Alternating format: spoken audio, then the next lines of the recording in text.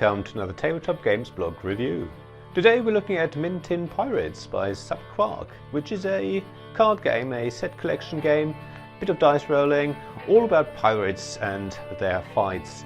It's a 2 only player game, lasts about 5 to 15 minutes, very light, so I'd say complexity 1 out of 5, it says ages 10 or above, but again it depends really, it can probably start ages 8 or higher. As you can probably tell by now, I love Mintin games, and there's quite a few reviews on my blog. Check out the links in the description below. And again, all the games in the subQuark series are amazing. Kate Beckett and David Miller always put lots of effort and love into all these games, and you can really tell. And of course, Mintin Pirates is no exception to this.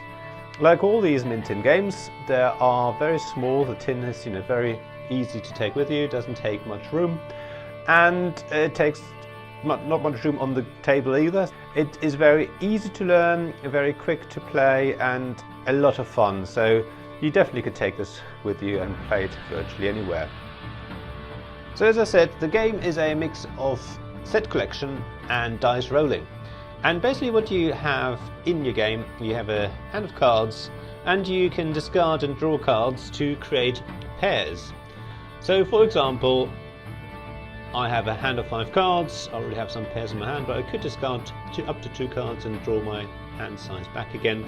And then I'd choose one of these pairs and play them down.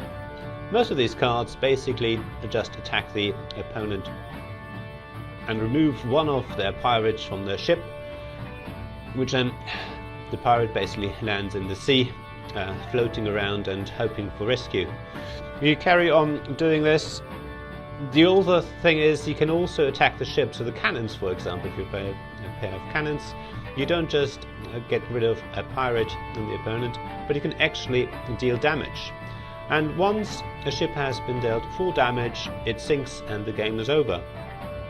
And you can also play cards that actually allow you to retrieve some of these pirates at sea.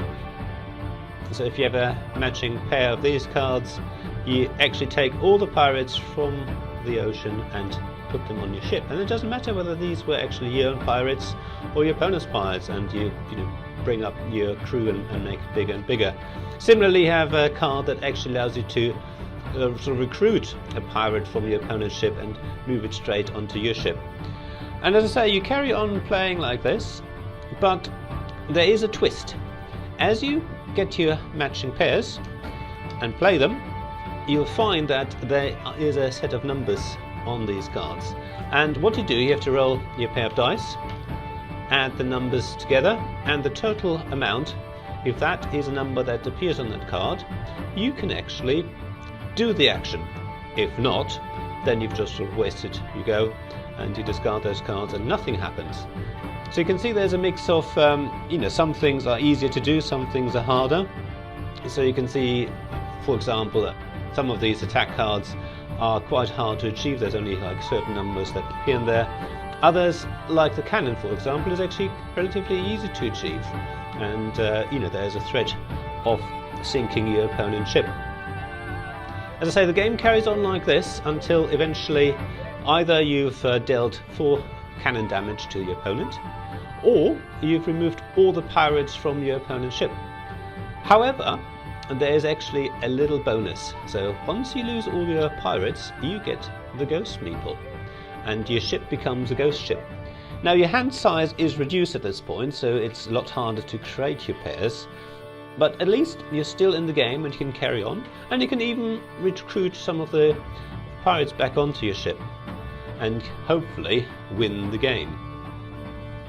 So as you can tell there's not much to it. There's a couple more rules that I haven't mentioned yet, but in principle it's very straightforward, and even though it is so simple, it actually creates a lot of excitement, a lot of fun. You're trying to draw your cards, you get your matching pairs, you play them, but even then it's not guaranteed that you're actually able to, say, attack your opponent. You still have to roll the dice, so there's lots of randomness that creates lots of fun. And you think you're in the lead and you draw the most amazing cards and you play the pairs, and the dice just aren't in your favor and you can still lose the game. So yeah, it is great fun and definitely worth something that I think you should look into. A very quick game to play. And as always with subQuark's games, the components are really good quality. The cards are obviously quite small, but the good cardstock, very thick, nicely finished, do feel nice in your hand. The wooden components, the meeples, again are small to make sure they fit in the tin, which is obviously important. And the wooden cubes, again, they feel nice and they are detailed and they work really well. They create a lovely table presence with the little pirate ships and your meeples on there. So definitely something that I'd say you should look at and investigate further.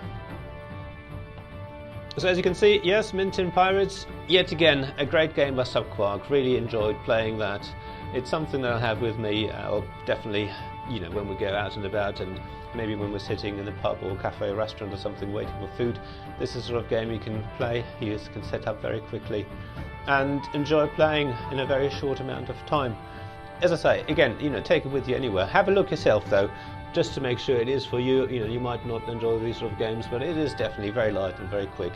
And a great gateway game as well, so given that it's so easy to explain and so quick to play, it's an ideal game for someone who might not have experience with those modern tabletop games that we have these days. One last thing I have to say though, this game was sent to me by David Miller and Kate Beckett for free, so even though it hasn't influenced my view of the game and my enjoyment of it, and I don't think this review is therefore sponsored, but I thought I'd mention it so you can make up your own mind and decide whether there's any influence on that side. So this was another Tabletop Gamers blog review of Mint Tin Pirates by subQuark. As always, if you enjoyed this review, please like, subscribe and comment below. And check out the links to my Ko-fi Patreon pages if you enjoyed this. Think about supporting me, links in the description below. And that is really all. Thanks again for joining me for another review, and I hope we'll see you again soon.